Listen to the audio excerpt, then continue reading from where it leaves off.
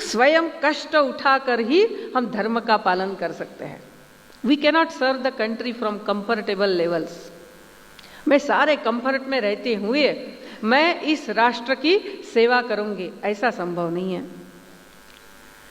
तो ये जो समय का नियोजन है, अपने एक संघ के वरिष्ठ स्वयंसेवक थे, वो ये उदाहरण देते थे, ऐसा मैंने सुना है कि जैसे समझिए किसी घर ने सारा ये किया है, क्या नियोजन किया है, अभी बच्चा होगा, बच्चे की देखभाल करेंगे, तो पढ़ाई आजकल तो लोग थोड़ा नियोजन से ही करते हैं ना कि बच्चा कब होना है, और ऐसा सब उन्होंने तय किया और उनको जुड़वा बेटे हो गए।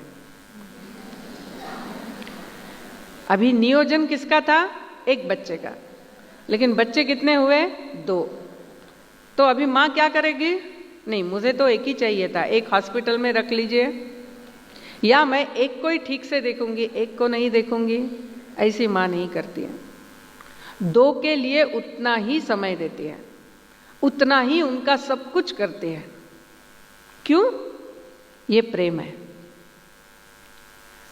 ये अंदर एक क्या कहते हैं, कड़कड़ है, यानी ऐसी इच्छा है कि हाँ, मेरे बच्चों का अच्छा होना चाहिए।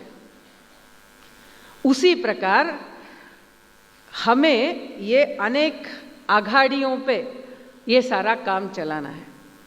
इसीलिए समय के नियोजन कैसा करना है, इसके अनेक तरीके कार्यकर्ताओं को सीखना ही होता है, और ये हर बार सीखना होता है। जैसे एक बार मुझे एकनाथ जी ने, जो केंद्र के संस्थापक है, उन्होंने बताया था कि देखो, जैसे बरस जाते रहेंगे काम बढ़ता रहेगा। ठीक है, ऐसा भी हो सकता है कि शारीरिक क्षमताएं कम होती रहेगी, लेकिन दिन के 24 घंटे बढ़ेंगे नहीं, वो तो 24 के 24 रहेंगे। भगवान ये नहीं कहेगा बहुत अच्छा काम कर रही, इसको थोड़ा 26 घंटे दे दो, ऐसा तो नहीं होता है। तो फिर हम ये संभाल कैसे पाएंगे? तो हमारी कार्य क्षमता बढ़ानी है।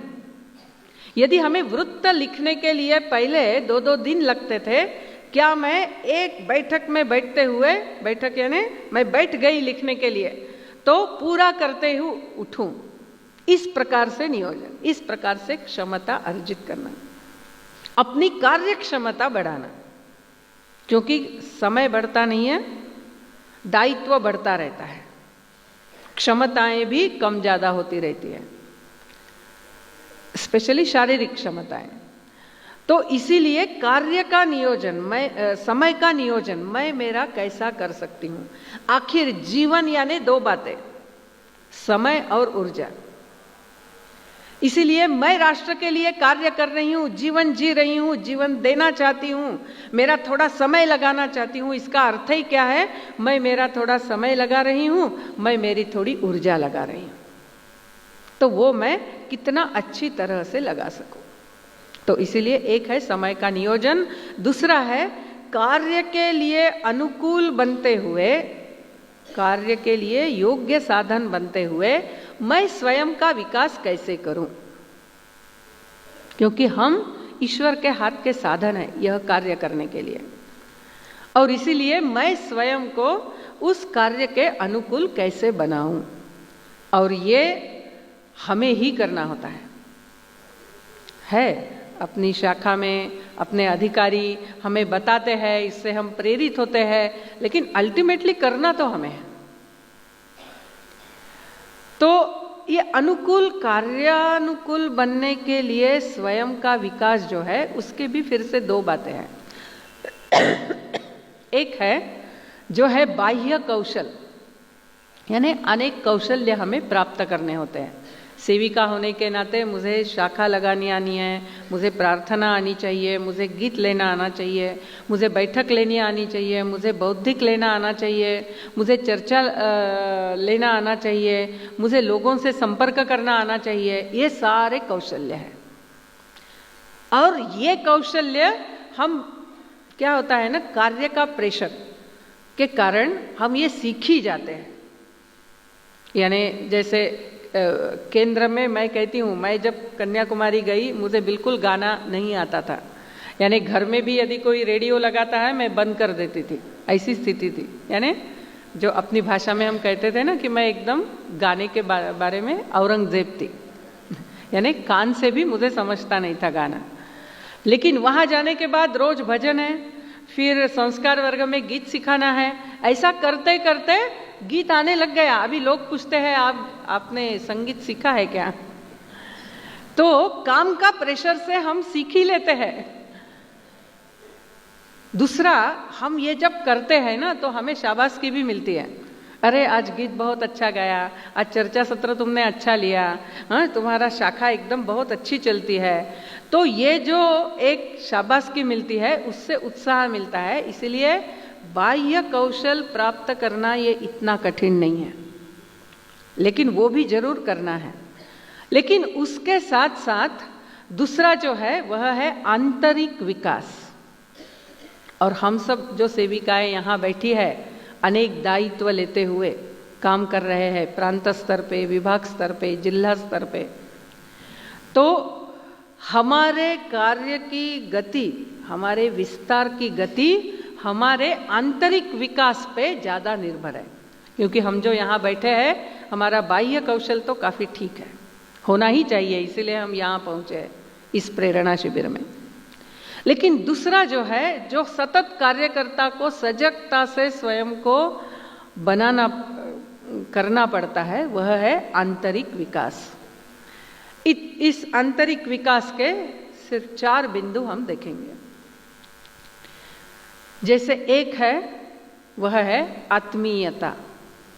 मेरा जो व्यवहार है वो आत्मीयता से है क्या, हर एक के साथ।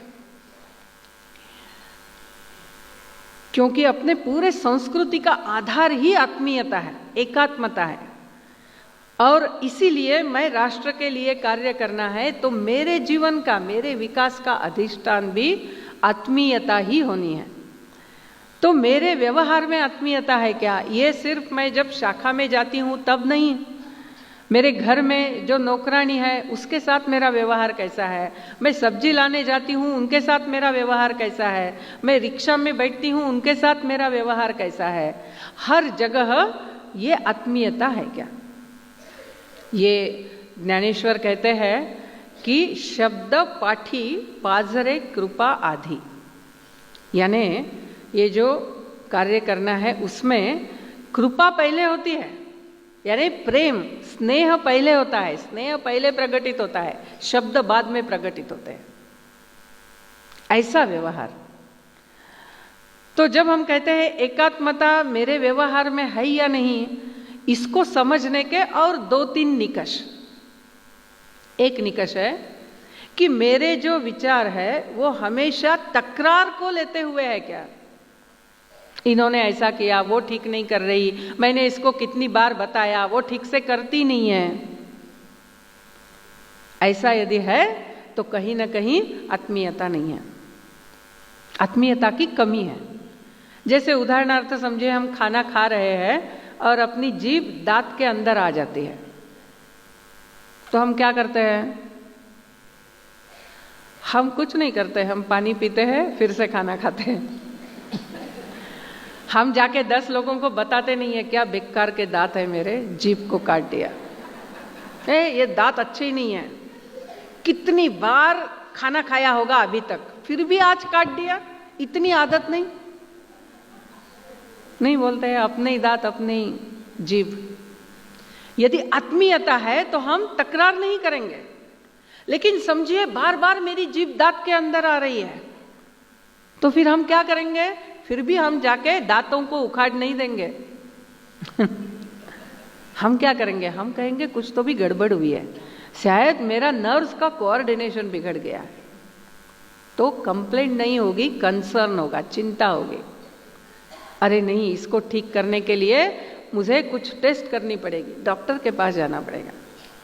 यानी यदि अपनी सेविका के व्यवहार में कुछ दिख रहा है तो कितने आत्मीयता से हम उसको ठीक कर सकते हैं। 10 लोगों को बता के ये हमेशा ऐसा ही करती है, ऐसा करके हम उसको डिस्क्रेडिट और कर देते हैं। 10 मनों में बाद में मुझे लगता है कि वो मेरी तो एक गलत फहमी थी, एक्चुअली ये अच्छा करती है, लेकिन मैंने 10 मन तो कलुषित कर दिए। इसीलिए आत्मीयता का एक प्रगटीकरण है कि मेरे विचारों में, मेरे व्यवहार में कंसर्न है या कंप्लेंट है। दूसरा जो है कि एक्सेप्टेंस है या नकार है, आत्मीयता है। जैसे अभी मेरे घुटने में बहुत दर्द है, तो मैं ये नहीं कहती क्या बेकार का घुटना है, मैं बेचारे को रोज तेल लगाती हूँ, चढ़ते समय उसको उसके ऊपर भार नहीं देती हूँ, है ना, हम उसको संभालते ही है। तो जो जैसा है वैसा कोई भी हमें परफेक्ट आकाश से टपका हुआ मिलने वाला नहीं है। ये तो मनुष्य निर्माण की प्रक्रिया है। लेकिन हम यदि अपनी अपेक्षाओं से जज करने जाएंगे, ये ठीक नहीं है, ये ठीक नहीं है, ये ठीक नहीं है, वो ठीक नहीं है उसमें, तो फिर हमें लोगों को जोड़ने में समय लगेगा। इसीलिए व्यक्ति को सहजता से स्वीकारना। और तीसरा जो ज्ञानेश्वर ने बताया हुआ मैंने बताया कि अपनी वाणी कैसी है, बहुत महत्व का है। कभी कभी अपना टोन गलत होता है बोलने का, कभी अपने शब्द गलत होते हैं।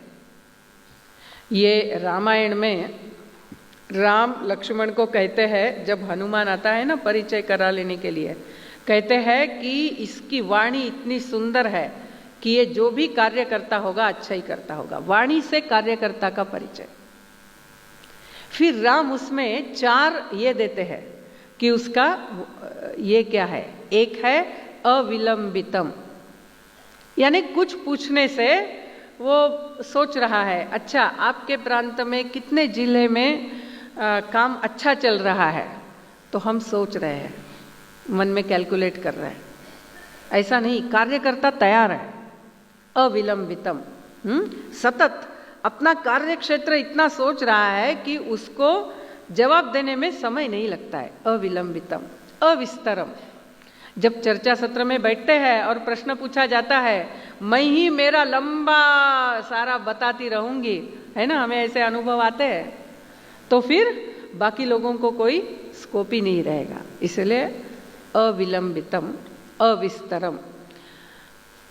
फिर है असंदिग्धम। हाँ, यानी काम वैसे अच्छा ही चल रहा है। वैसे अच्छा ही चल रहा है यानी क्या, वैसे नहीं चल रहा है।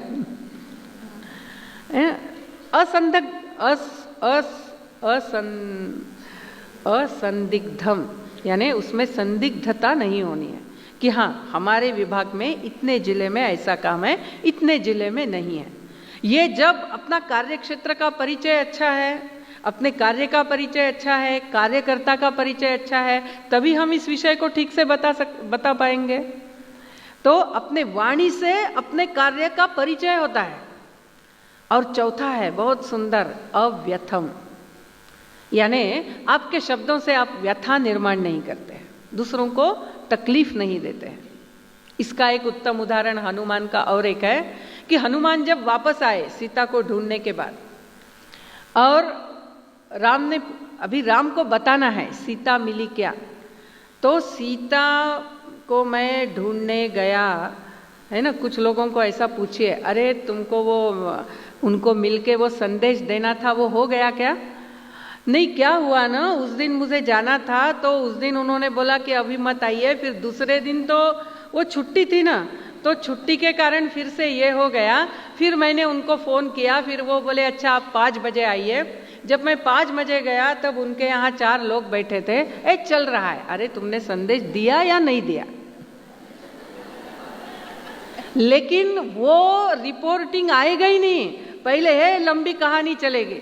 अरे पहले वो तो ठीक है ना, आप पहले वो बता दीजिए, हाँ मैंने वो दिया, अच्छा कब दिया, कैसे दिया, ऐसे पूछते हैं तो बाकी कहानी बताइए। लेकिन जो प्रश्न पूछा है उसका जवाब मिलने के लिए 3 मिनट, 4 मिनट, 5 मिनट, कुछ लोग तो ऐसे भी मैंने देखे 1 घंटा समय लेते हैं बताते नहीं है। अव्यथम, बताना आता नहीं है। तो हनुमान ने जब राम को देखा, मैंने सीता को, यदि मैं ऐसा शुरू करूंगा वाक्य की शुरुआत, तो राम को लग सकता है नहीं देखा, ये भी शब्द आएगा। तो ये 3 यानी फ्रैक्शन ऑफ सेकंड, मैंने सीता को, ये फ्रैक्शन ऑफ सेकंड, इतना बोलने के लिए भी वो सुनते समय राम के मन में संदेह नहीं होना है